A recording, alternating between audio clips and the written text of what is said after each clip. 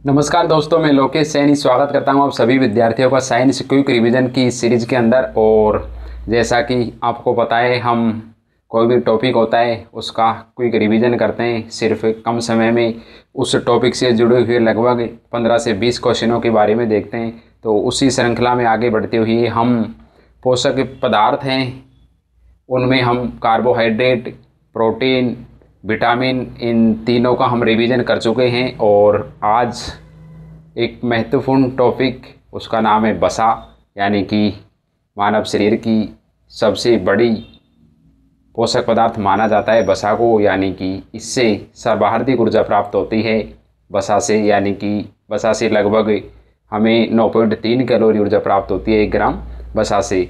तो आज हम उसी टॉपिक का रिवीजन करेंगे। और फिर पोषक पदार्थ में एक तो जल और एक खनिज लवण वाला या फाइबर या रेशे वाला टॉपिक रह जाता है। तो इसका रिवीजन भी हम इसी क्लास के अंदर कर लेंगे। आज वो लगभग 2 से 3 मिनट का टॉपिक है दोनों, एक तो जल वाला और एक खनिज लवण और फाइबर रेशे वाला। तो चलिए सबसे पहले हम देखते हैं वसा के बारे में, यानी कि वसा है उसके मुख्य स्रोत कौन कौन से होते हैं। वसा के मुख्य स्रोत है, एक तो घी है, घी में वसा पाई जाती है, और तेल में और चर्बी में भी वसा पाई जाती है।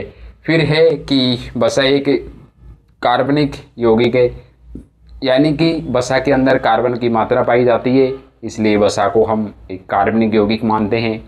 अगला है कि वसा एक दीर्घमात्रिक पोषक पदार्थ है, यानी कि आपको पता है हमने कार्बोहाइड्रेट में पढ़ा, प्रोटीन में पढ़ा और विटामिन में पढ़ा। हमें अब ये पता लग गया कि कौन सा पदार्थ सूक्ष्म मात्रिक है और कौन सा पदार्थ दीर्घ मात्रिक है।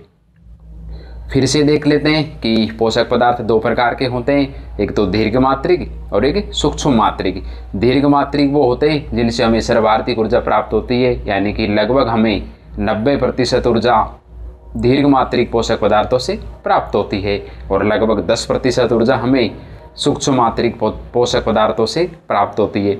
दीर्घ मात्रिक में आते हैं कार्बोहाइड्रेट, प्रोटीन और वसा, जबकि सूक्ष्म मात्रिक में आते हैं विटामिन, खनिज लवण, जल और रेशे या फाइबर। इसलिए वसा क्या है, एक प्रकार का दीर्घ मात्रिक पोषक पदार्थ है।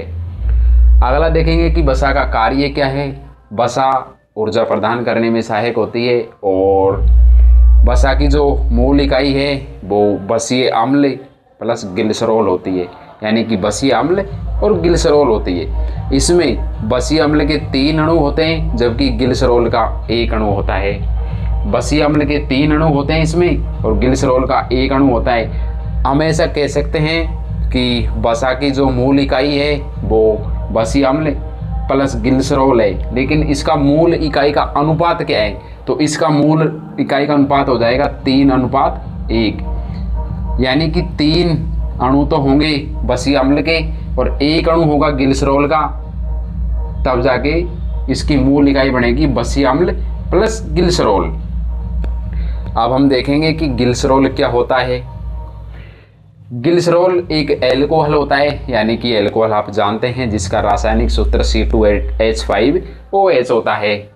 C2H5OH इसका रासायनिक सूत्र होता है एल्कोहल का। तो ग्लिसरॉल एक प्रकार का एल्कोहल होता है। इसका कार्य है कि ये कृत्रिम आंसू बनाने के लिए भी ग्लिसरॉल का उपयोग किया जाता है। कृत्रिम आंसू कैसे, आपने फिल्मों में देखा होगा कि वो रोते नहीं हैं लेकिन हमें उसके आंसू दिखाई देते हैं, तो वो कृत्रिम आंसू बनाने के लिए भी हम ग्लिसरॉल का उपयोग करते हैं। फिर है ये साबुन का सह उत्पाद माना जाता है, यानी कि साबुन का भी ये सह उत्पाद माना जाता है ग्लिसरॉल।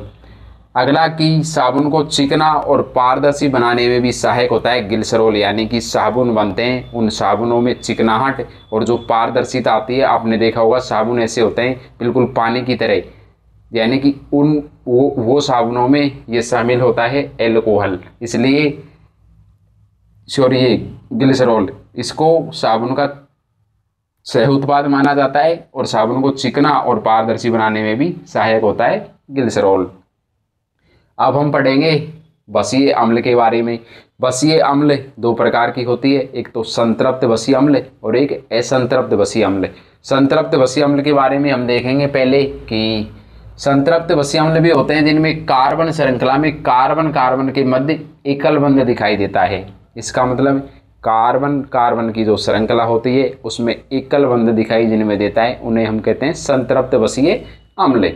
जैसे कार्बन की श्रृंखला, जैसे ये एक कार्बन हो गया, इसके अंदर ये एकल बंध, फिर एक कार्बन, फिर एकल बंध, फिर कार्बन, फिर एकल बंध, फिर कार्बन, फिर एकल बंध और फिर कार्बन। इस तरीके से श्रृंखला होती है, उनमें एकल बंध दिखाई देता है। ये एकल बंध, ये इस तरीके से। इसका जो गलनांक है वो उच्च होता है। संतृप्त बसीय अम्लों का गलनांक है वो उच्च होता है। अगला है कि ये कमरे के ताप पर ठोस एवं अर्धठोस होते हैं। कमरे का जो टेम्परेचर होता है, कमरे का टेम्परेचर लगभग 25 से 27 डिग्री सेल्सियस के आसपास माना जाता है कि जो रूम टेम्परेचर होता है वो 25 डिग्री से लेकर 27 डिग्री सेल्सियस तक होता है। और उस टेम्परेचर पर यानी कि उस तापमान पर संतृप्त बसीय अम्ल होती है, वो ठोस एवं अर्धठोस भी हो सकती है। ये स्वास्थ्य के लिए हानिकारक माने जाते हैं। और संतृप्त बसीय अम्ल के जो स्रोत हैं वो है घी, साबुन, जंतु वसा, नारियल का तेल, चिड़ का तेल, ये माने जाते हैं। अब ये है कि जो ये ठोस एवं अर्धठोस कैसे होते हैं। ठोस आपने देखा होगा, रूम टेम्परेचर में घी होता है तो घी ठोस भी होता है, कभी कभार वो अर्धठोस भी होता है, यानी कि कुछ ठोस कुछ तरल पदार्थ भी होता है। इस तरीके से अब हम देखेंगे असंतृप्त बसीय अम्ल के बारे में। असंतृप्त बसीय अम्ल है, उसके कार्बन श्रृंखला में कार्बन कार्बन के मध्य द्विबंध या त्रिबंध दिखाई देते हैं असंतृप्त बसीय अम्ल में। जैसे ये कार्बन, फिर डबल बंध, फिर कार्बन, फिर डबल बंध, कार्बन, अब डबल बंध या ट्रिपल बंध भी हो सकते हैं, फिर कार्बन, फिर डबल बंध। इस तरीके से श्रृंखला दिखाई देती है असंतृप्त बसीय अम्ल के अंदर। इसका गलनांक है वो निम्न होता है और ये कमरे के टेम्परेचर पर तरल अवस्था में मिलते हैं असंतृप्त बसीय अम्ल। ये स्वास्थ्य के लिए लाभदायक होते हैं। और इसके जो मुख्य स्रोत हैं वो है वनस्पति तेल, मछली का तेल और ओमेगा 3, इसके स्रोत हैं।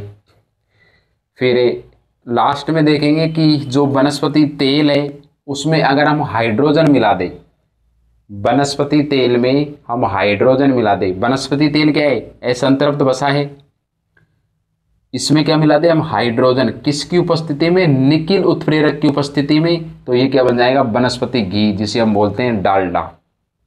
यानी कि डालडा या वनस्पति घी कैसे बना, वनस्पति तेल था जो कि असंतृप्त वसा थी, उसमें हमने हाइड्रोजन मिलाई, किसकी उपस्थिति में, निकिल उत्प्रेरक की उपस्थिति में, तब जाके क्या बना, डालडा या वनस्पति घी। और इस पूरी प्रक्रिया को हम कहते हैं हाइड्रोजनीकरण। इस प्रक्रिया को हम कहेंगे हाइड्रोजनीकरण कहते हैं।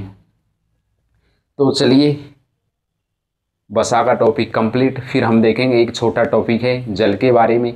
जल के बारे में नॉर्मल सी बातें हैं कि हमारे शरीर में जल की मात्रा लगभग 55 से 60% होती है और हमारे शरीर में सर्वाधिक जल की मात्रा है वो मस्तिष्क के अंदर होती है और जो सबसे कम मात्रा है वो इनेमल के अंदर होती है जो कि दांतों के ऊपर पाया जाता है। इनेमल किसके बना होता है, कैल्शियम फास्फेट का बना होता है इनेमल, जो कि मानव शरीर का सबसे कठोर भाग भी कहलाता है इनेमल ही।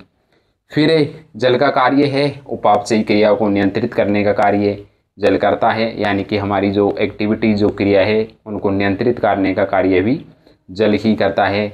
और फिर क्या है, जल क्या करेगा, और फिर हम देखेंगे रेस। और हमारे शरीर में अगर जल की कमी हो जाती है तो उसको कहते हैं हम निर्जलीकरण, यानी कि डिहाइड्रेशन भी उसको कहते हैं। फिर हम अगला देखेंगे यानी कि रेसे या फाइबर के बारे में। उससे पहले हम देख लेते हैं इसके बारे में क्या, हाँ, रेसे या फाइबर के बारे में देखेंगे कि इसके जो स्रोत हैं वो होते हैं खीरा, हरी सब्जी, अनाज का दलिया, ये इसके स्रोत है रेशे फाइबर के। इसके कार्य क्या है? इसके कार्य ये है कि ये पाचन में मदद करता है, यानी कि हमारी जो क्रियाएं होती हैं उनको, भोजन को अच्छी तरीके से पचाने में भी सहायक होती है रेशे या फाइबर। तो चलिए, बहुत बहुत धन्यवाद। हाँ, कल आपसे एक क्वेश्चन पूछा था कि क्वेश्चन ये था कि जो बेरी रोग है उसके लक्षण क्या होते हैं और उसमें शरीर का कौन सा तंत्र प्रभावित होता है। बेरी रोग है उसमें शरीर का तंत्रिका तंत्र एवं हृदय व परिसंचरण तंत्र प्रभावित होता है। इसके लक्षण क्या होते हैं? तंत्रिका हृदय में क्या होता है? हृदय के आकार में वृद्धि हो जाती है इस रोग से, बेरी रोग से, जो कि विटामिन B1 की कमी से होता है। और विटामिन B1 का रासायनिक नाम क्या है? थायमिन। इसमें जैसे शरीर की जो क्रिया है वो धीरे होने लग जाती है, पैरों में झंझनाहट भी होने लग जाती है, और जो हमारी शरीर का जो कार्य करता है, कार्य की गति भी धीमी हो जाती है बेरी रोग के अंदर।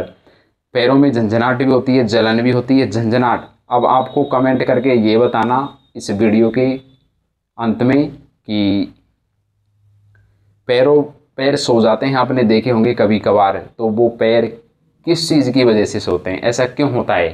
अकॉर्डिंग टू साइंस, यानी कि विज्ञान के हिसाब से हमारे हाथ या पैर, हम कहते हैं कि यार पैर सो गया है, तो वो किस कारण से होता है? ये सब कमेंट बॉक्स में आपको इसका आंसर देना है, और नहीं, इसका आंसर आपको कल की वीडियो के अंदर मिलेगा।